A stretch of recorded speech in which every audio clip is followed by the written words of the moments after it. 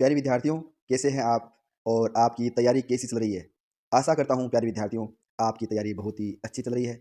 और पूर्व के वीडियो के अंदर हमने विद्यार्थियों प्रश्नावली 1 जो कि वास्तविक संख्याएँ, उस प्रश्नावली का हमने अध्ययन किया। मिशन शेखावाटी 100 का टारगेट 100 लक्ष्य, उसको दृष्टिगत रखते हुए वो वीडियो हमने आपको उपलब्ध कराया। आपका बहुत प्यार मिल रहा है और उसी को मद्देनज़र रखते हुए आज हम सेकंड प्रश्नावली बहुपद, जो कि 4 अंकों की होने वाली है। इस वीडियो के अंदर मैं आपको बताने जा रहा हूँ कि इस बहुपद के अंदर आपको एक तो मिलेगा बहुविकल्पीय प्रश्न, 1 अंक का होगा, 1 प्रश्न आपको मिलेगा, यानी अ, ब, च, द वाला प्रश्न मिलेगा। उसके पश्चात नेक्स्ट आपको एक प्रश्न जो है वो मिलेगा अति लघुरात्मक प्रश्न, एक प्रश्न मिलेगा और 1 अंक का होगा।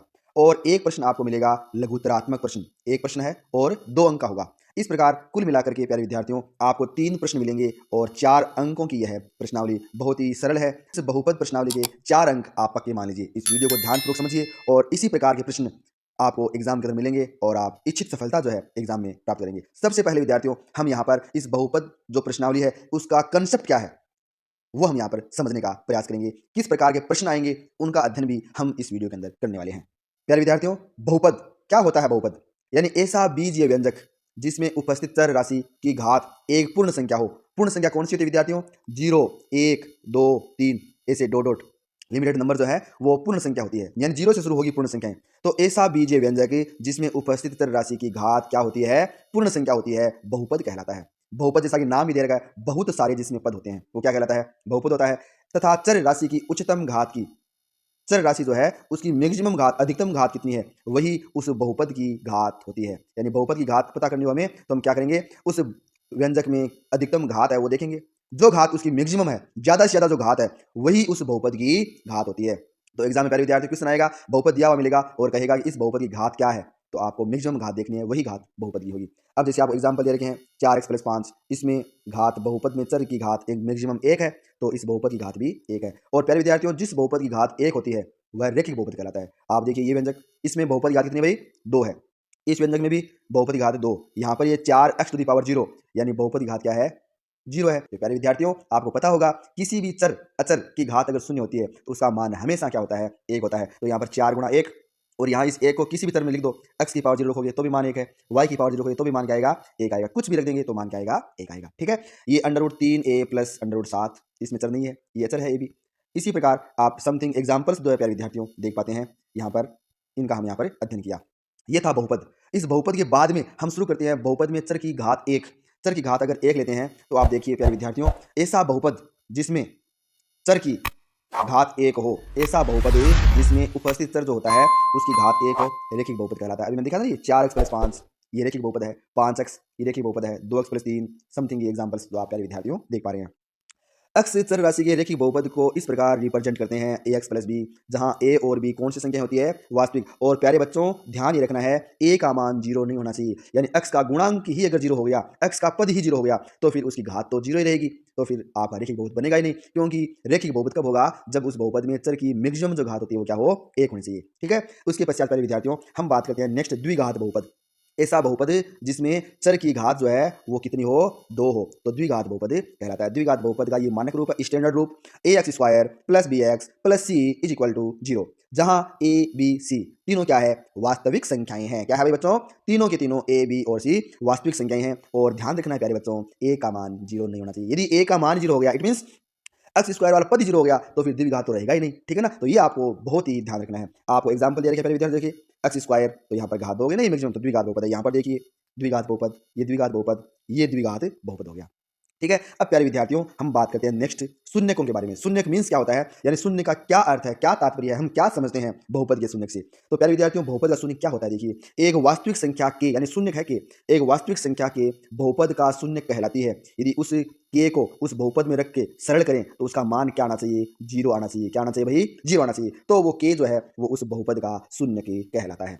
अर्थात बहुपद में उपस्थित चर राशि का वह मान जिसको उस बहुपद में रख के सरल करने पर, हल करने पर, सोल्व करने पर 0 प्राप्त हो जाए तो वो बहुपद का शून्य कहलाएगा। चर राशि का वह मान बहुपद का शून्य कहलाता है। और प्यारे विद्यार्थियों, उस जिस बहुपद की जितनी घात होती है उस बहुपद में उतने ही शून्य होते हैं। इसका मतलब ये हो गया, जो रैखिक बहुपद है, एक घात वाला बहुपद, उसमें शून्य 1 होगा, द्विघात बहुपद उसमें शून्य 2 होंगे, त्रिघात बहुपद शून्य 3 होंगे, चतुर्थ घात बहुपद शून्य कितने होंगे 4 होंगे। इस प्रकार आपको पता चल गया। आपका क्वेश्चन वेरी मस्ट, रेखिक बहुपद में कितने शून्य होते हैं 1, द्विघात बहुपद में कितने शून्य होते हैं प्यारे विद्यार्थियों 2, ये आपको ध्यान रखना है। अब हम बात करते हैं शून्य कैसे ज्ञात करें और शून्यकों के गुणांकों में संबंध किस प्रकार के हैं वो हम यहाँ देखते हैं। पहले हमें यहाँ पर दे रखा है रेखिक बहुपद। रेखिक बहुपद एक घात होगी तो एक शून्य होगा और इसका शून्य क्या होता है -b/a, ये आपको ध्यान रखना है। रेखिक बहुपद का शून्य क्या होता है, रेखिक समीकरण तो ऐसी होगी ax + b, तो बहुपद क्या होगा -b/a, या इसको ऐसे भी ज्ञात करेंगे तो ज्ञात कैसे करेंगे ax + b, शून्य ज्ञात करेंगे 0 के बराबर करेंगे तो यहाँ से x का मान क्या आएगा, b का तो पक्षांतर कर देंगे तो -b/a गुणा में है, इधर आ जाएगा भाग में, ये आपका फॉर्मूला यहाँ आपको अवेलेबल है। तो ये रेखिक बहुपद के शून्यक और गुणांकों में संबंध, ये शून्यक है और ये गुणांक है, ये रिलेशन यहाँ पर आपको मिलेगा। उसके पश्चात प्यारे विद्यार्थियों नेक्स्ट जो द्विघात बहुपद है, उस द्विघात बहुपद में देखिए, द्विघात बहुपद में x² का गुणांक a, x का गुणांक b और अचर पद क्या है c। तो यहाँ पर इनके दो शून्य होंगे क्योंकि घात कितनी है बहुपद की 2 है। कितनी है प्यारे बच्चों, द्विघात बहुपद की 2 घात है, तो 2 शून्य आपको यहाँ मिलेंगे और उनको माना है एल्फा और बीटा। एल्फा पहला शून्य हो गया, बीटा दूसरा हो गया। कई जगह अपन x1 और x2 ऐसे भी मानते हैं, कोई दिक्कत नहीं है, जो अपन जैसे माने मानकर, गणित तो मानने भी चलती है, ठीक है ना, मानकर तो हम कुछ भी मान सकते हैं। तो फिर बच्चों शून्यकों का योग, शून्यकों का योग यानी एल्फा प्लस बीटा, फॉर्मूला क्या है -b/a, b क्या है x का गुणांक, a क्या है x² का गुणांक, ये सूत्र आप यहाँ पर याद रखेंगे। उसके पश्चात शून्यकों का गुणनफल हम यहाँ पर फॉर्मूला देख रहे हैं। प्यारे विद्यार्थियों शून्यकों का गुणनफल जो हम देख पा रहे हैं एल्फा बीटा यानी गुणा c/a, c क्या है अचर पद, a क्या है x² का गुणांक। इस प्रकार शून्यकों का गुणनफल बराबर होता है c/a। जब शून्यकों का योग और शून्यकों का गुणनफल दिया हुआ होता है तो द्विघात बहुपद ज्ञात करने का सूत्र, या शून्यक दे रखे हैं दोनों ही कि किसी बहुपद के शून्यक ये हैं दोनों, तो हम क्या करें जोड़ निकाल सकते हैं और गुणनफल भी कर सकते हैं उनका। और हमें पूछे द्विघात बहुपद बताओ क्या होगा, तो प्यारे विद्यार्थियों मोस्ट इंपोर्टेंट फॉर्मूला आप ये याद रखिए, x² माइनस शून्यकों का योग गुणा x प्लस शून्यकों का गुणनफल। ये सूत्र आप लगाओगे, आपको एग्जाम में बहुत ज्यादा हेल्प होने वाली है इस फॉर्मूले से। ठीक है प्यारे विद्यार्थियों, अब हम प्यारे विद्यार्थियों बात करते हैं प्रश्नों की श्रृंखला शुरू करते हैं ताकि आपको आइडिया लग जाए किस प्रकार के प्रश्न आपके माध्यमिक शिक्षा बोर्ड यानी आरबीएसई के द्वारा जो प्रश्न पत्र में अवेलेबल किए जाएंगे, कैसे आपको प्रश्न मिलेंगे, उनका आप यहाँ पर अभ्यास मेरे साथ इस वीडियो के अंदर कीजिए। आपको हूबहू लगभग प्रश्नावली आपकी कंप्लीट हो चुकी है, आपको पूरा आइडिया देखते हैं, आपको आंसर ही पता चल जाएंगे क्या। प्यारे विद्यार्थियों हमें यहाँ पर दे रखा है निम्न में से बहुपद है, तो बहुपद कब होता है जब उसकी घात जो है पूर्ण संख्या हो। यहाँ पर घात पूर्ण है, यहाँ पूर्ण नहीं है, पावर आधी है, यहाँ पर पूर्ण नहीं है, ये पावर माइनस में चल रही है, यहाँ पर भी पावर हाफ है। इसका मतलब ऑप्शन ए आपका राइट है, जो हमने पढ़ा था पूर्व के अंदर इस वीडियो में, उसी के आधार पर हमने इसका आंसर जो है वो दिया है। आप देखिए नेक्स्ट रेखिक बहुपद कौन सा है, तो रेखिक बहुपद कौन सा होता है जिसमें चर की घात 1 हो, और चर की घात 1 किसमें है, इसमें। राइट आंसर आपका हो गया 2। सिंपल है ना, बिल्कुल ऐसे ही एग्जाम के अंदर प्यारे विद्यार्थियों आपको क्वेश्चन मिलने वाले हैं और आप बड़ी ही आसानी से, मुझे पूरा विश्वास है आप 100% अपना जो स्कोरिंग है वो एग्जाम के अंदर करेंगे, आप 100% अपना प्रेजेंटेशन एग्जाम के अंदर देंगे, बखूबी आप 100% अंक प्राप्त करेंगे। निम्न में से द्विघात बहुपद है, 2 घात वाला बहुपद ये तो है ही नहीं, ये भी नहीं है, ये द्विघात बहुपद है ही नहीं क्योंकि पावर माइनस में 2 चल रही है, यानी ये ऑप्शन 4, इसमें घात 2 यहाँ पर है, ऑप्शन 4 आपका राइट आंसर है। नेक्स्ट प्यारे विद्यार्थियों हमें दे रखा है बहुपद, इस बहुपद की घात पूछिए, बहुपद की घात यहाँ इस पद में 2 1 3, अधिकतम घात 3, तो बहुपद की घात अधिकतम 3 है, राइट आंसर आपका ये हो जाएगा। ये नेक्स्ट जो क्वेश्चन है प्यारे विद्यार्थियों उसमें हमें एक बहुपद दिया हुआ है t² - 15, उसके क्या ज्ञात करने हैं, शून्य ज्ञात करने हैं। तो हम शून्य ज्ञात करेंगे तो इसको शून्य के बराबर कर देंगे जो बहुपद दिया हुआ उसको, और यहाँ पर t² एक अकेला पद है चर वाला, तो लेफ्ट के अंदर तो ये रह जाएगा, राइट में अचर पद चला जाएगा, और आपको t का मान ज्ञात करना है, t पर पावर 2 है, तो यहाँ क्या करेंगे हम दोनों पक्षों का वर्गमूल लेंगे, और दोनों पक्षों का वर्गमूल लेते हैं तो लेफ्ट में तो t बचेगा और राइट साइड में प्लस और माइनस दोनों मान आएंगे। इट मीन्स प्लस माइनस √15 इसका राइट आंसर है, यानी एक तो प्लस का √15 आएगा और एक जो है माइनस का √15 आएगा, तो यहाँ पर इसका राइट आंसर जो है हमारा हो जाएगा ऑप्शन नंबर 4। ठीक है बच्चों, अब हम बात करते हैं नेक्स्ट, हमारे पास में प्रश्न नंबर 6 दिया हुआ है, और 6 नंबर प्रश्न उसमें हमें एक सामान्य मानक रूप दिया हुआ है बहुपद का, ax² + bx + c बहुपद का मानक रूप है, स्टैंडर्ड फॉर्म है ये, और इसमें शून्यकों का गुणनफल ज्ञात करना है। तो शून्य का गुणनफल का फॉर्मूला क्या होता है, c/a, राइट आंसर हमारा यहाँ पर ये होने वाला है। शून्यकों का योगफल पूछे तो ये ऑप्शन सही होता है, माइनस का b/a कब होगा, जब शून्य का योगफल पूछे तब हमें ये आंसर जो है वो राइट करना होगा। अब हम बात करते हैं प्यारे विद्यार्थियों नेक्स्ट जो हमारे पास में प्रश्न नंबर 7 है उसकी। क्वेश्चन नंबर 7 है उसमें बहुपद दिया हुआ है, हाँ ये छठे क्वेश्चन था ना, उसमें गुणनफल पूछा था और इसके अंदर हमें क्या पूछ लिया, योगफल पूछ लिया। तो शून्यकों का योगफल क्या होता है प्यारे विद्यार्थियों, माइनस का b/a, राइट आंसर इस क्वेश्चन का होने वाला है। इसके पश्चात नेक्स्ट हम बात करते हैं प्यारे विद्यार्थियों 8 नंबर क्वेश्चन जो है उसमें, 8 नंबर क्वेश्चन जो है उसमें आपको दिया हुआ है एक बहुपद, बहुपद क्या है, x² - 2x + 5 के शून्यक a व b है, यानी शून्यक आपको दिए हैं कि a और b है, तो ए बी का मान, ए बी इट मीन्स गुणनफल कर रहा है, मल्टीपल कर रहा है ना, ए और बी का गुणा कर रहा है। इसका अर्थ ये हो गया आपको इस बहुपद के शून्यकों का गुणनफल ज्ञात करना है।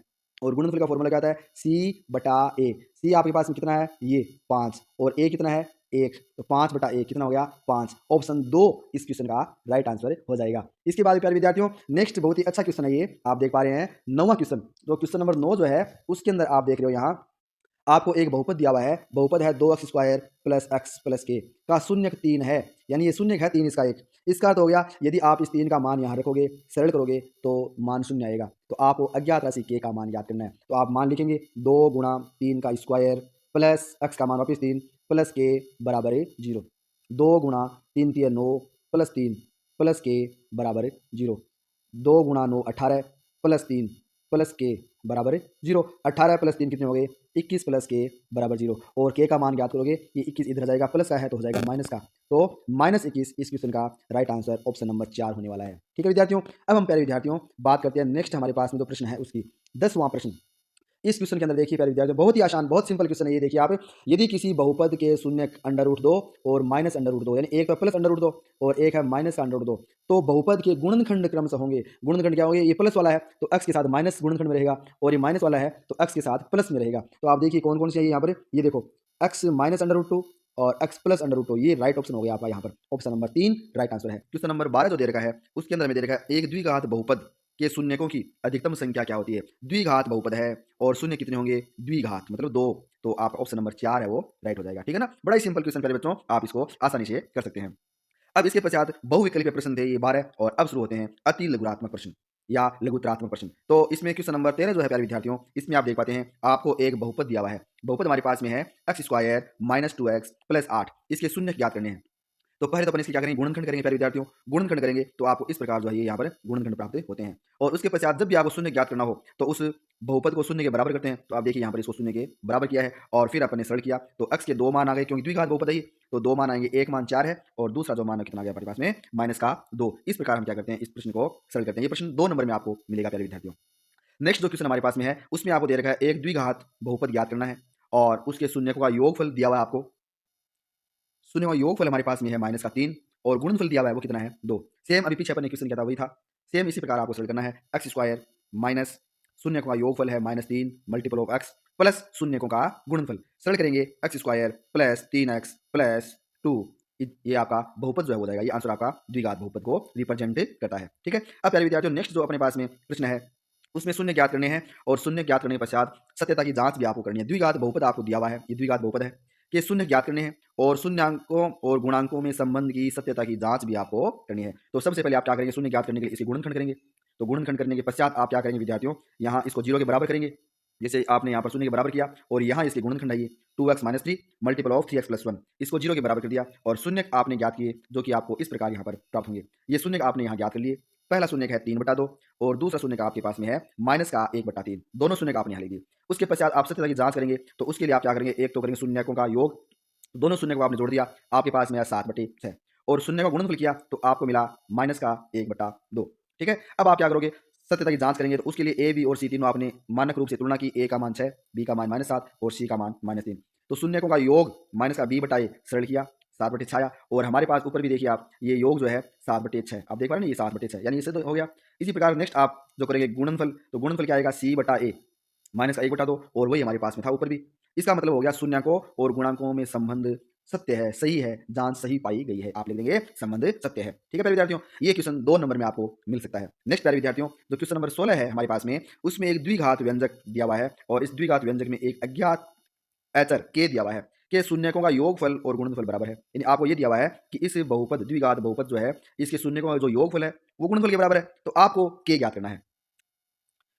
इस द्विघात बहुपद की अपन द्विघात के मानक रूप है standard form ax² + bx + c से तुलना करेंगे तो a हमारे पास में आएगा k, b हमारे पास में आएगा 5 और c हमारे पास में है 3 के।